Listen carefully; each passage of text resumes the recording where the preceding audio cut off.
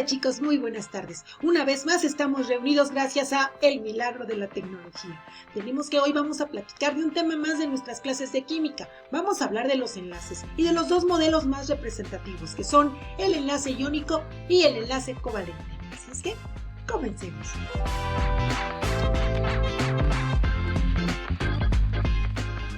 Antes de empezar a hablar de los enlaces, es importante aclarar lo que es la electronegatividad. Este es un concepto muy utilizado en química. Esta electronegatividad consiste en la tendencia que tienen los átomos a jalar, a robar electrones, la fuerza que hace que se lleve los electrones de otros átomos. Esta electronegatividad va a aumentar conforme avanzamos hacia la derecha en la tabla periódica y hacia arriba. De tal manera que el elemento más electronegativo sería el flúor. Recuerda que los de la familia 18 no cuentan porque, estos no reaccionan, tienen su octeto completo. Pero aquí sí tenemos que el flúor, que está hacia la derecha y arriba, es el más fuerte, el que más fácil roba los electrones. Y el menos electronegativo sería el francio, el más débil, el que tiende a perderlos con mayor facilidad.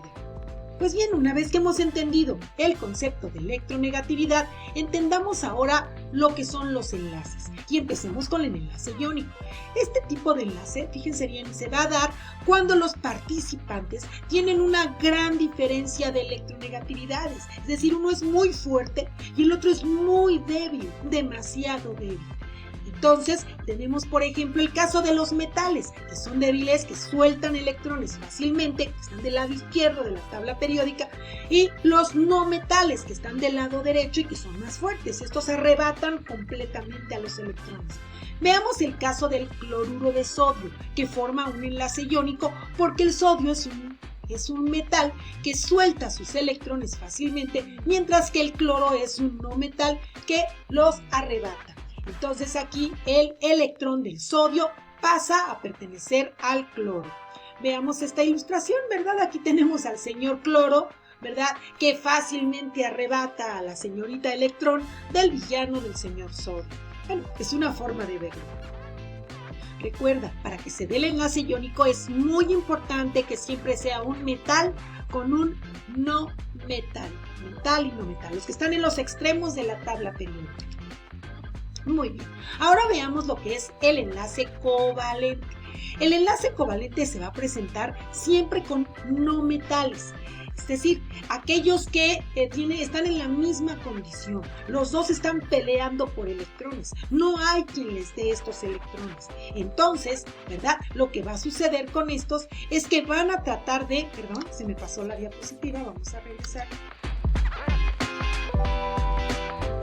Les decía entonces, los dos van a tratar de ganar electrones y como nadie les va a soltar electrones, no hay metales, solo no metales, deciden entonces compartir a los electrones de valencia, formando pares compartidos.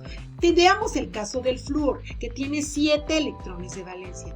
Hay uno que no tiene par, entonces este uno de un flúor lo va a compartir con el otro uno y entonces tenemos un par compartido.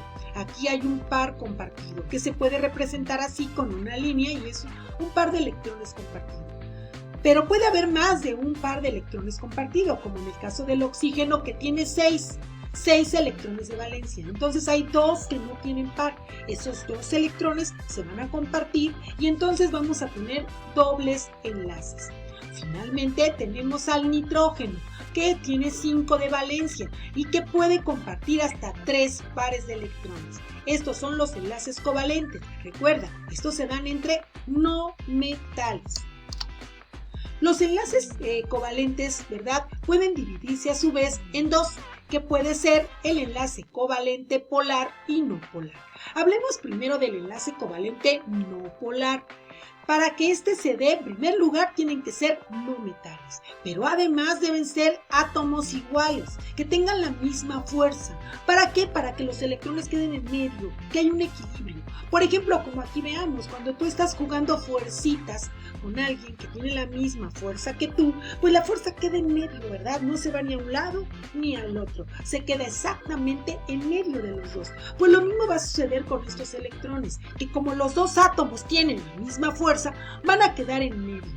formándose este enlace covalente no polar. No hay polaridad, no hay carga, nadie se lleva los electrones.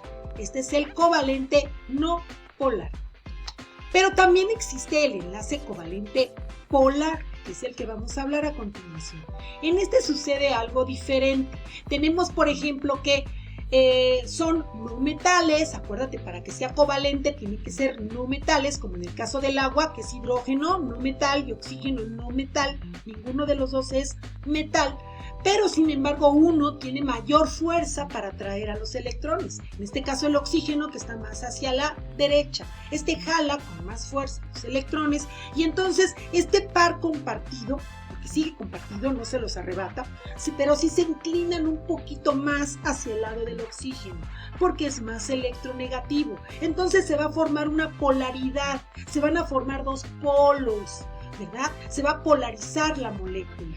Estas cargas van a ser cargas parciales, porque no arrebata los electrones, pero sí hay cierta carga parcial del lado del oxígeno, negativa, y positiva del hidrógeno.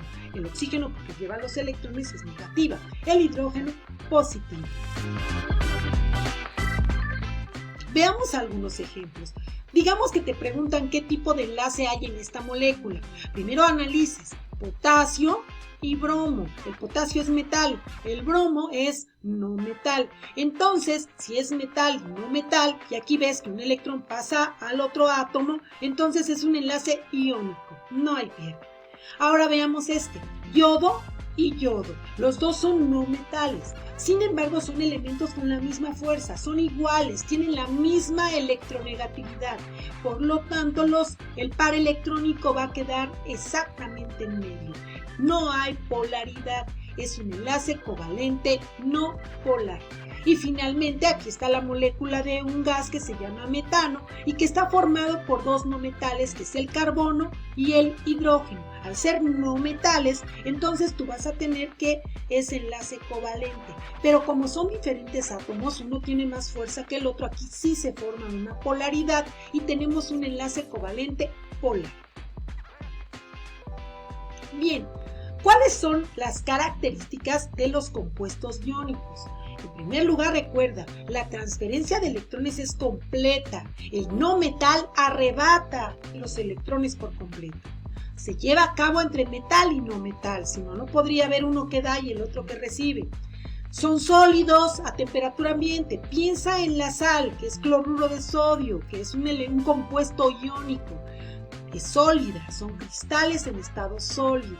Su temperatura de ebullición es alta, por eso son sólidos, porque para que hiervan o pasen de estado gaseoso tienen que alcanzar los 1000 o 1500 grados Celsius. Son solubles en agua, por lo que si tú los pones en agua se van a separar los iones y entonces vamos a tener electrolitos que conducen la electricidad. Esa característica es muy importante para estos compuestos, que pueden conducir la electricidad. Ahora hablemos de las características propias de los compuestos que tienen enlaces covalentes. Estos no conducen ni el calor ni la electricidad. Sus enlaces son fuertes, se rompen con mucha dificultad. Son insolubles en sustancias como el agua, pero son solubles en sustancias como el aceite. Se presentan en cualquiera de los tres estados. Pueden ser sólidos, pero también líquidos o gases. Veamos algunos ejemplos de compuestos iónicos. Está el cloruro de sodio, que ya conocen, ¿verdad? Es la sal de cocina. El cloruro de potasio, que se puede utilizar en sueros, también para preparar fertilizantes. Bromuro de magnesio, que está presente en esqueletos marinos. Y el fluoruro de potasio, que se puede emplear en insecticidas, ¿verdad? En la fabricación de insecticidas. Estos son algunos compuestos iónicos. Observa, siempre hay un metal y un no metal. Algunos ejemplos de compuestos covalentes: está el gas hidrógeno, el dióxido de carbono, metal y no metal, el gas es un gas de invernadero, y el gas metano, ¿verdad? Recuerda que el gas metano lo liberan los rumiantes, ¿verdad? Durante su proceso digestivo, pero también forma parte de lo que se conoce como gas natural, es un combustible. Su fórmula es carbono e hidrógeno, son no metales.